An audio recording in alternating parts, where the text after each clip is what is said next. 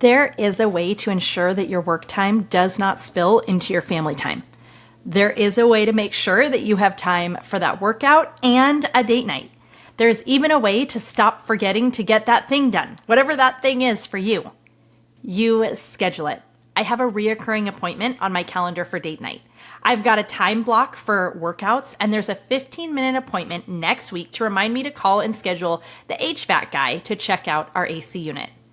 Stephen Covey famously said, "Time management is really a misnomer.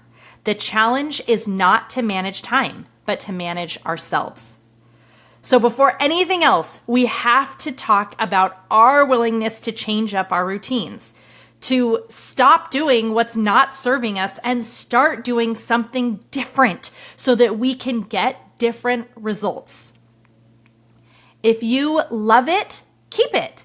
But if you don't, it only gets better if we're willing to make a change. Maybe that means subtracting something from your life right now. It doesn't have to mean forever, but maybe all those activities, they're just too much in this season. Or maybe it means going through the grueling process of turning yourself into a morning person so you can get your workouts in and get dressed before the kids wake up.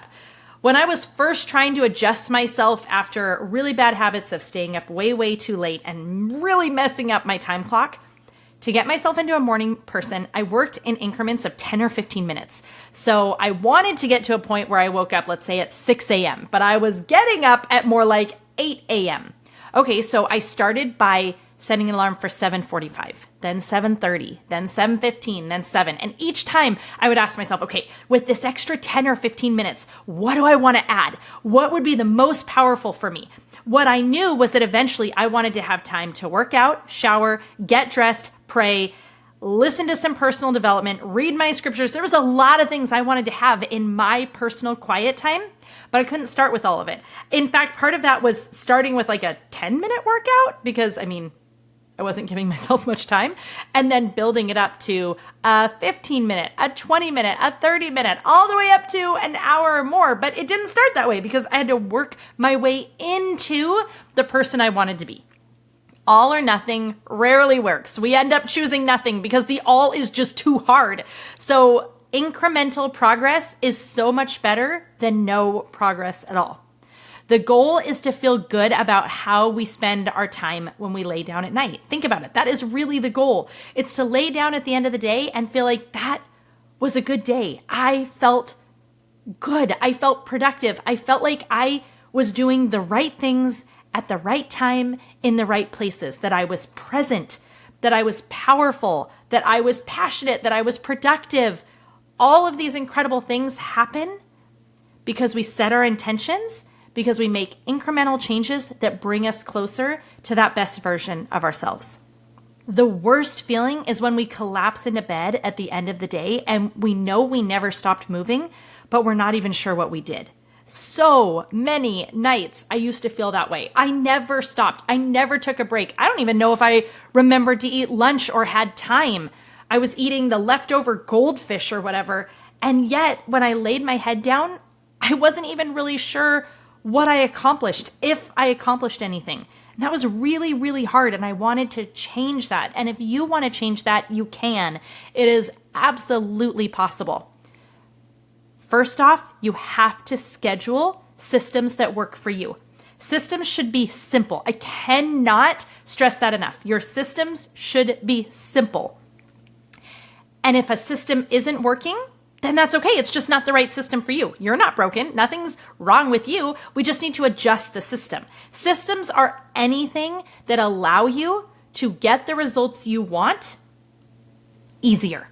So I have systems for dinner. You see all these different things about meal planning and grocery shopping. I have whole episodes about this. But all of those things, they're helping to build a system that makes it so it's easier for you to accomplish the goal that you want. So look at all the areas of your life. Look at what's important to you. And then ask yourself, what's the simplest way to achieve the results I want? And set up a little system for yourself that makes that easier.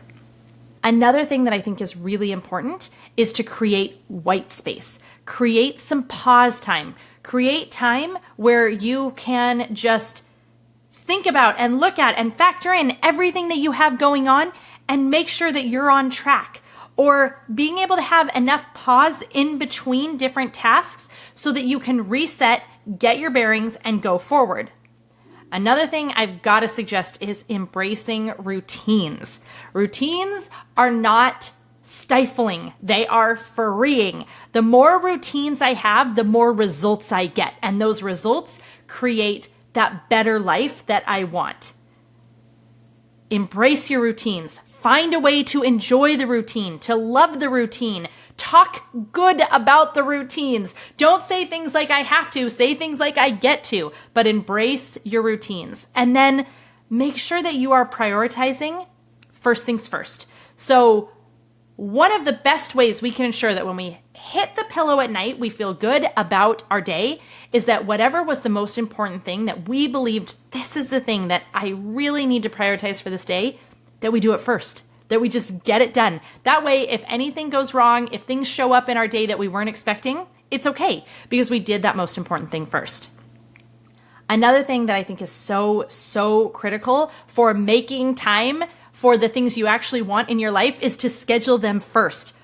Oh my goodness, this is so obvious. And yet, why do we not think of this? I cannot tell you in my early years as a business owner, how often I let all of the obligatory things get scheduled in. And then I would see the school calendar and be like, oh my gosh, I scheduled something on top of the Christmas performance or their day off from school or whatever it might be.